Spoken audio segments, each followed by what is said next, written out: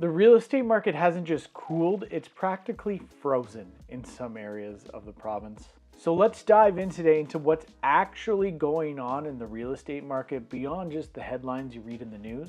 And let's also talk about some steps that you should take if you're a buyer or seller in today's market. My name is Ben Robitaille. I'm a realtor that serves Simcoe County and Muskoka. If you have questions about real estate anywhere in Canada or want to be pointed in the right direction, you can book a call with me in the link below.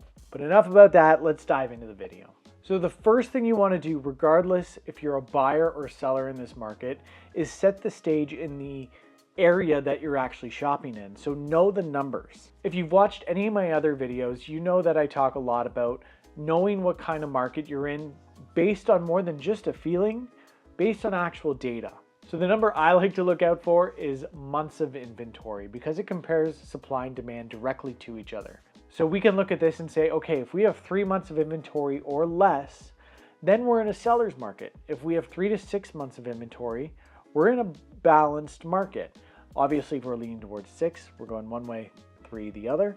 And then 6 plus, we are in a buyer's market. Now, many parts of Simcoe County and Muskoka are 6 plus months of inventory, with some areas reaching 14, 15, 16 months of inventory. So if you're looking at Tiny, if you're looking at Barrie, if you're looking at Aurelia, if you're looking at Parry Sound, you need to know what the numbers are for that area. Hint, hint, ask your realtor, they should know.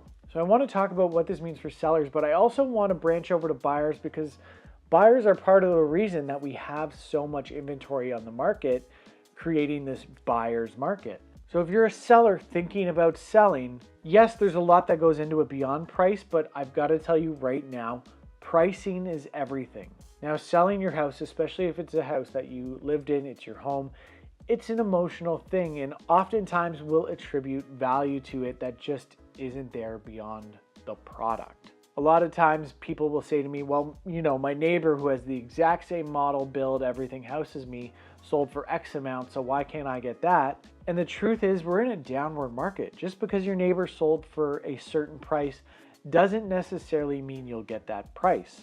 Now, obviously, we're going to try and sell your house for as much as possible because we want to do right by our clients. But at the end of the day, you've got to be able to justify your list price to an extent and also get buyers in the door.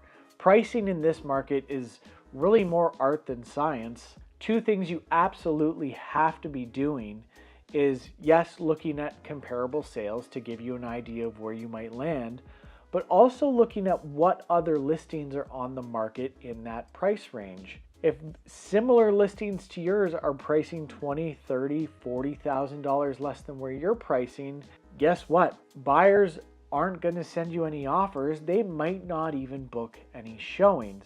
Now, there's more that goes into that, but I'll get to that a little bit later on in the video. But as a seller, you need to be aware of not only sales, but also what's currently listed.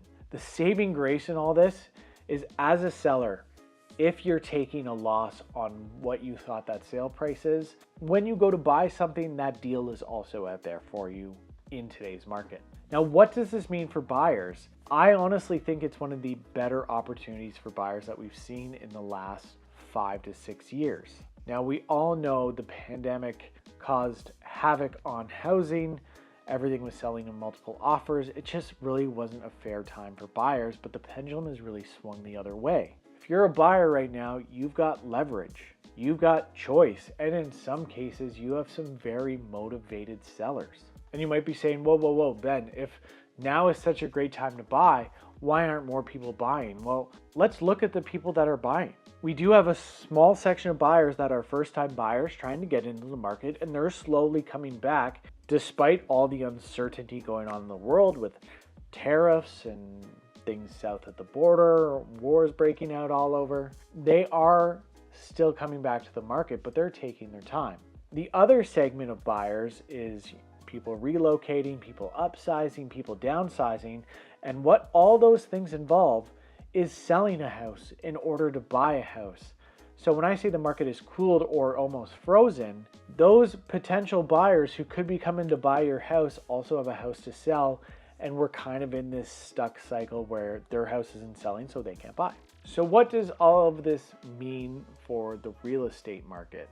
Well, honestly, I don't see us getting unstuck anytime soon. Just yesterday, the Bank of Canada announced that it held interest rates. They won't take further interest rate cuts off the table, but I feel like right now we're kind of in a wait and see what happens mode with the economy. Our rates are kind of in this balanced neutral territory where they're not necessarily stimulating the economy, but they're not pulling back on it either. So I think unless we get one, maybe two more rate cuts, we're gonna stay in this frozen cycle where, sales will trickle in. Houses that are positionally priced well and presented well will still sell, and those buyers will still buy. But this is a very slow, very different market than what we've had from, say, 2020 to 2023. All this to say, if you're looking to make a move, know the numbers for your specific situation, reach out to your trusted realtor, and have them guide you through the process and set realistic expectations for what's going on in the current market. If you've made it this far in the video, I just want to say thank you so much for watching. If you liked this video or found this content helpful, consider hitting the like button, or even better, subscribe to the channel. We put out new videos every week to try and help buyers and sellers across Canada make the most of their real estate portfolio. Again, I'm Ben Robitaille, and we'll see you in the next one.